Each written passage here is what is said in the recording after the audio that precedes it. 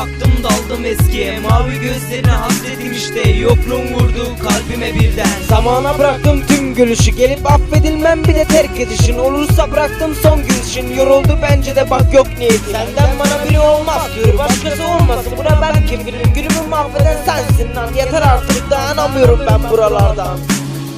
Kaybolur,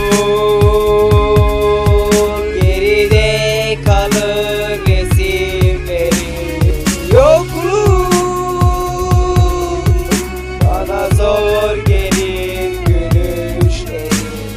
Kendim giderdim çok uzaklara. Ben Emre Doğan, Adıyaman, Arabex Rap, Doğan Rekord 2015. Saygı ve sevgilerimle. Eyvallah.